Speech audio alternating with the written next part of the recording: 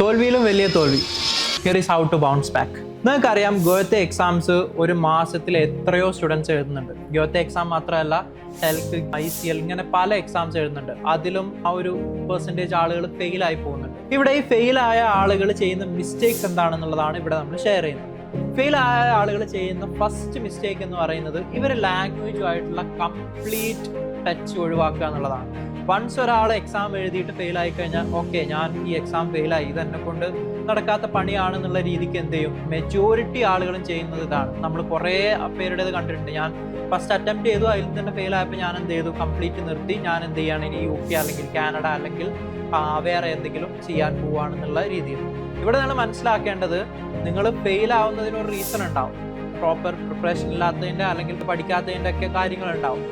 അവിടെ നിങ്ങൾ ഒരു ഇൻവെസ്റ്റ്മെന്റ് ചെയ്തിട്ടുണ്ട്. ഈ ലാംഗ്വേജ് പഠിക്കാനായിട്ട് ഞാൻ ഇത്രത്തോളം ടൈമും അതുപോലെ മണി ഇൻവെസ്റ്റ് ചെയ്തിട്ടുണ്ട്. അപ്പോൾ ഇവിടെ നിങ്ങൾ ബാക്കപ്പ് ചെയ്യുന്നതിന്റെ പകരം അല്ലെങ്കിൽ ഈ ഒരു പ്ലാൻ ഞാൻ കംപ്ലീറ്റ്ലി ഡ്രോപ്പ് ചെയ്യുന്നു എന്നുള്ളതിന്റെ പകരം എന്താണ് മിസ്റ്റേക്സ് ഐഡന്റിഫൈ ചെയ്ത് അത് റെക്ടിഫൈ ചെയ്യാനാണ് നിങ്ങൾ ട്രൈ ചെയ്യേണ്ടത്. ഫോർ എക്സാമ്പിൾ, ഇതിലൊരു സ്മോൾ പ്രപ്പോർഷൻ ആളുകൾ ചെയ്യുന്നത് എന്താണെന്ന് വെച്ച് കഴിഞ്ഞാൽ ഇവർ ചെയ്ത മിസ്റ്റേക്സ് എന്ന് നോക്കും. ഈ പറഞ്ഞ ആളുകൾ എന്ത് ചെയ്യും, ചില ആളുകൾ ബൗൺസ് ബാക്ക് ചെയ്യാൻ റെഡി ആയിരിക്കും. അതായത് ഓക്കെ, ഞാൻ ഒരു അറ്റംപ്റ്റ് കൂടെ നോക്കാം, പക്ഷെ പ്രിപ്പയർ ഒന്നും ചെയ്യില്ല. ഡയറക്റ്റ് പോയിട്ട് അടുത്തത് എഴുതാൻ പോകും. എന്നിട്ട് അത് കഴിഞ്ഞിട്ട് വീണ്ടും സെയിം സൈക്കിൾ, അതായത് അവരെന്ത് ചെയ്യും, ഈ കോഴ്സ് കംപ്ലീറ്റ് ഡ്രോപ്പ് ചെയ്യും. അപ്പോൾ ഈ ഒരു അവസ്ഥ എന്ന് പറയുന്നത് ശരിക്കും മണ്ടത്തരാണ്. കാരണം നിങ്ങൾ ഇത്രയും ടൈമും എഫേർട്ടും ഒരു ലാംഗ്വേജ് പഠിക്കാനിട്ടിട്ട് അവിടെ നിങ്ങൾ ഫെയിൽ ആകുന്ന സമയത്ത് എന്താണ് മിസ്റ്റേക്സ് എന്ന് അറിഞ്ഞിട്ട് അത് റെക്ടിഫൈ ചെയ്യാത്തതിൻ്റെ പകരം അത് കംപ്ലീറ്റ്ലി ഡ്രോപ്പ് ഔട്ട് ചെയ്യുന്നതാണ് അതിൽ ഏറ്റവും വലിയ തോൽവിയായിട്ട് നിങ്ങൾ കാണുന്നത്. അപ്പോൾ ഈ ഒരു ടൈം പീരീഡിൽ നിങ്ങളിപ്പോൾ പറയുന്നുണ്ടാവും, ഞാൻ ഫസ്റ്റ് അറ്റംപ്റ്റ് കഴിഞ്ഞു, സെക്കൻഡ് കഴിഞ്ഞു, തേർഡിൽ ഞാൻ പാസ്സായില്ല, ഇവിടെ ഞാൻ എന്താ ചെയ്യേണ്ടത്?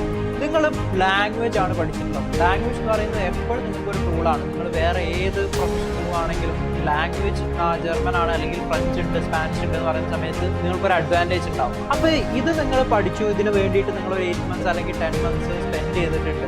ഇതൊരിക്കലും നിങ്ങൾ എന്ത് ചെയ്യാതിരിക്കുക, ഒരു വേസ്റ്റ് ആക്കാതിരിക്കുക. അപ്പോൾ ആ ലാംഗ്വേജുമായിട്ട് എപ്പോഴും നിങ്ങൾ ടച്ച് ചെയ്യുക. നിങ്ങൾക്ക് എക്സാം പാസ്സാവാൻ പറ്റുന്നില്ലെങ്കിലും നിങ്ങൾ എന്ത് ചെയ്യുക, ജർമ്മനിലുള്ള വീഡിയോസ്, ജർമ്മനിലുള്ള ഗെയിംസ്, ജർമ്മനിലുള്ള നിങ്ങൾക്ക് ആപ്സ്, ഡൂലിംഗോ കാര്യങ്ങളൊക്കെ യൂസ് ചെയ്യാൻ പറ്റുന്നുണ്ടെങ്കിൽ അത് എപ്പോഴും അവിടെ ഒരു ടച്ച് നിങ്ങൾ കീപ്പ് ചെയ്യുക. വിത്ത് ടൈം നിങ്ങൾ പ്രോഗ്രസ് ആവും. വിത്ത് ടൈം നിങ്ങൾക്ക് മനസ്സിലാവും, ഓക്കെ, ലാംഗ്വേജ് പഠിച്ചുകൊണ്ട് എനിക്ക് യൂസ്ഫുൾ ആയിട്ടുണ്ട്, അല്ലെങ്കിൽ ലാംഗ്വേജ് ഗ്രാജുവലി നിങ്ങളുടെ മൈൻഡിൽ ഡെവലപ്പ് ആയിട്ട് വരും. അല്ലെങ്കിൽ നിങ്ങൾക്ക് എന്ത് ചെയ്യാം, നിങ്ങൾക്ക് അറിയുന്ന നോളജ് വെച്ചിട്ട് നിങ്ങൾക്ക് നിങ്ങളുടെ പരിചയക്കാരെ ഇത് പഠിപ്പിച്ചു കൊടുക്കാം.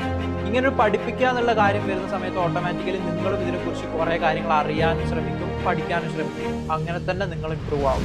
അപ്പോൾ നിങ്ങൾ മനസ്സിലാക്കുക, വൺസ് നിങ്ങൾ ഫെയിൽ ആയി കഴിഞ്ഞാൽ എക്സാമിലോ അല്ലെങ്കിൽ ബാക്കി കാര്യങ്ങളിലോ ഫെയിൽ ആയി കഴിഞ്ഞാൽ നിങ്ങൾ ചെയ്യേണ്ടത് കംപ്ലീറ്റ്ലി ഇത് ഡ്രോപ്പ് ചെയ്തിട്ട് പോകുക എന്നുള്ളതല്ല. ഇത് നിങ്ങൾ എവിടെ മിസ്റ്റേക്ക് വന്നു അത് റെക്ടിഫൈ ചെയ്തിട്ട് പ്രോപ്പർ പ്രിപ്പറേഷന് ശേഷം വീണ്ടും എക്സാം അറ്റൻഡ് ചെയ്യാം. ഇനി ഇത് മൾട്ടിപ്പിൾ ആയിട്ട് സംഭവിക്കുകയാണ്, അല്ലെങ്കിൽ സെക്കൻഡ് അറ്റംപ്റ്റിലും തേർഡ് അറ്റംപ്റ്റിലൊക്കെ നിങ്ങൾ ഫെയിൽ ആവുകയാണെങ്കിൽ ഞാൻ പറഞ്ഞതുപോലെ ഇതിൽ നിങ്ങൾക്ക് ലാംഗ്വേജ് സർട്ടിഫിക്കറ്റ് ഇല്ലാതെ ചെയ്യാൻ പറ്റുന്ന കുറച്ച് കാര്യങ്ങളുണ്ട്. ലാംഗ്വേജ് ട്രെയിനിങ് നിങ്ങളുടെ ഒരു ഫ്രണ്ടിന് കൊടുക്കുക, അല്ലെങ്കിൽ നിങ്ങളുടെ ബ്രദറിന് സിസ്റ്ററിനൊക്കെ ലാംഗ്വേജ് പഠിപ്പിച്ചു കൊടുക്കുക എന്നുള്ളത്. അപ്പോൾ ആ പഠിപ്പിക്കുന്ന സമയത്ത് ഓട്ടോമാറ്റിക്കലി നിങ്ങൾ എന്ത് ചെയ്യും, കുറേ നോളജ് നിങ്ങളും ഗെയിൻ ചെയ്യും. നിങ്ങൾ എന്ത് ചെയ്യും, ടൈം എടുത്തിട്ട് കാര്യങ്ങൾ പഠിക്കും. ഈ ഒരു വഴി നിങ്ങൾക്ക് എന്ത് ചെയ്യാൻ പറ്റും, കുറച്ച് സമയം എടുത്തു കഴിഞ്ഞാലും ലാംഗ്വേജ് ഫ്ലുവൻ്റ് ആയിട്ട് വരും. സോ ഇത്തരത്തിലുള്ള കാര്യങ്ങളൊക്കെയാണ് നിങ്ങൾ അവിടെ ചെയ്യേണ്ടത്, rather than choosing another option.